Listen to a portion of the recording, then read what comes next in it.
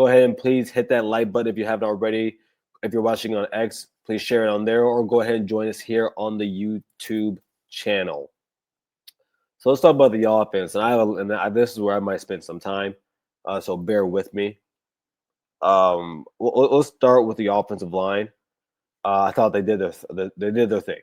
The offensive line is really good. It's gonna be one of the best in the nation.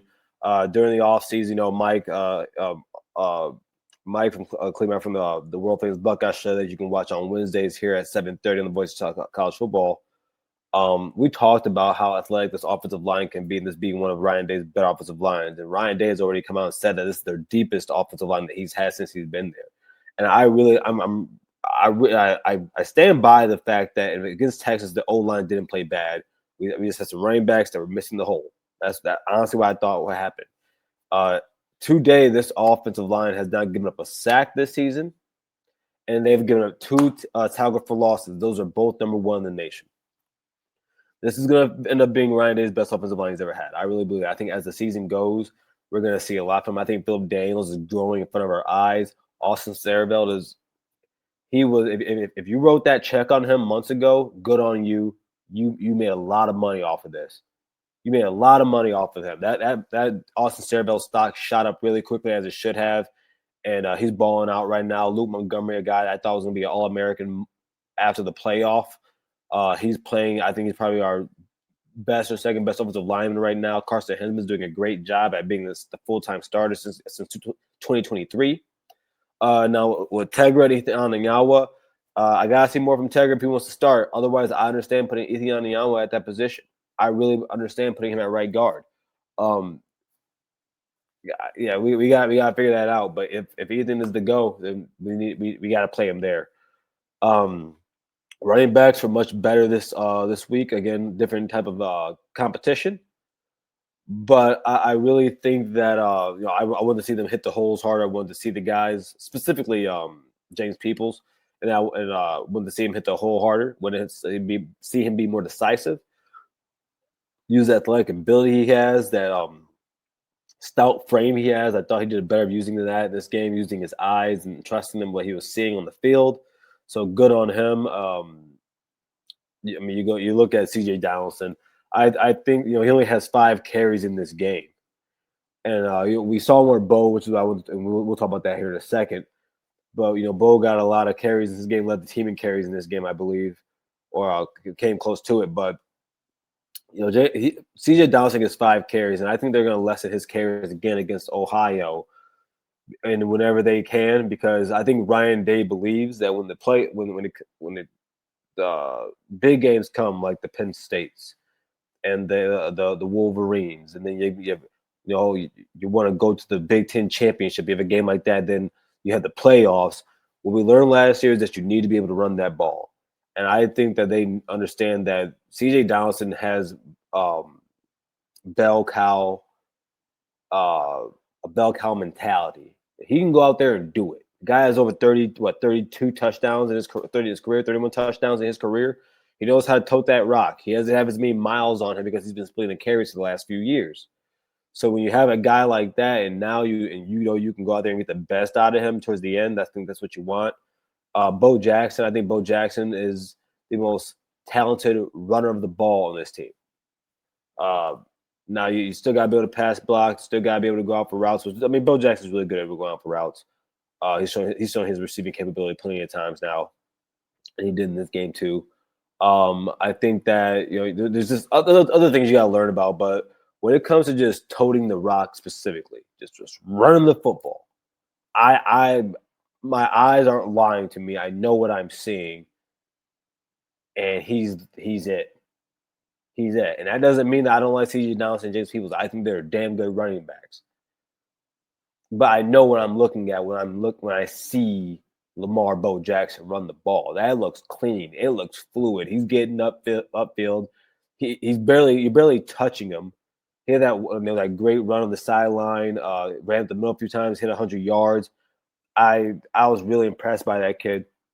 And it's only in Grambling State, but I think you're going to see a little bit more out of him against Ohio, which is a step up somewhat. It is a step up in competition coming out of Grambling State, and then you're going to or just Grambling, and then you're going to see him go again, bye week. I'm sure we'll figure out the running back room by that point or during that week in practice.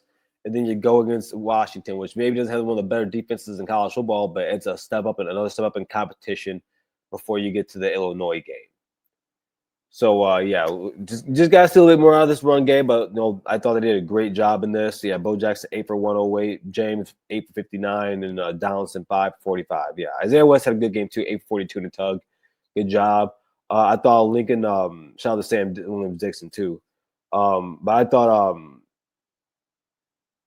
the wide receivers got back and forth. JJ looked like he was back and forth. Go ahead and get the comments back up. Not that he ever lost it. Cardinal Tate, I think when you look at his play, he's solidifying himself as the second best receiver in college football. On top of that, there was a Mylan Graham sighting. Yeah, he looks good. He's gonna be one of those guys that when he catches the ball, the cameras go up. The cameras go up. Bi much better this week. Didn't drop any passes. Had 3 receptions this game. Really proud of him in the bounce back game that he had coming out of last week and had that big drop on the sideline. Good job out of him. Bryson Rogers played really well. Got some nice throws. I do think that next to Georgia or right with Georgia, we are the deepest tight end room in the country. I mean, look, guys. I'm looking at Will Kaz, 47-yard touchdown. Jelani Thurman 3 for 44. Ben Christensen got a touchdown. Max Clare only had 1 reception for 7 yards. That's how deep that room is. That Max Clare didn't even have to play like that, or he get thrown at like that, thrown to like that. But it's also cool that we are willing to go to our tight ends and just as deep as that room is. Yeah, it's great. Yeah. Now, let's talk about Julian Sayin.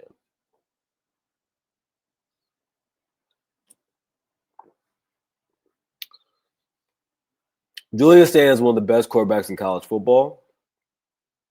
Julian Sayin has one of the best arm talents in the game of college football. Julian Sayin has one of the best quarterback minds in the game of college football. I mean, if you just go around and look at how he processes, the field and the play. And of course, Ryan Day's talked about multiple times about how he gets to the sideline. He knows what he's seeing out there, knows how to relay it on to his coaches and justify why he did something or what he saw out there, which made him choose whatever decision he makes. Starts out this game 15 for 15, Ohio State record. Finishes 18 for 19. So it means after that interception, he threw after being 15 for 15. After that, he still went perfect. I mean, great game out of him. Hitting Jeremiah, hitting Carnell, hitting Bi, hitting Brand, hitting the tight ends. He looked great, man. He looks comfortable. And again, like when you look at that game against Texas, at worst, he should have been 17 for 20 in that game. At worst.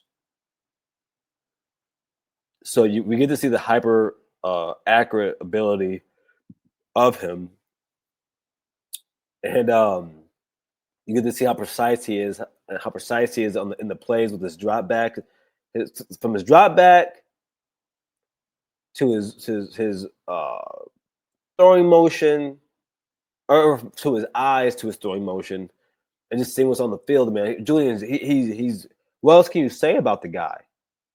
What else can you say about him? Like he looks good. And I remind people, when you look at the first year starting quarterbacks under Ryan Day, from Dwayne Haskins to Kyle McCord, which includes C.J. Stroud and Justin Fields, not Will Howard, because it wasn't his first time ever starting. But the average for those guys is 40 touchdowns, 6 interceptions, 69 completion percentage.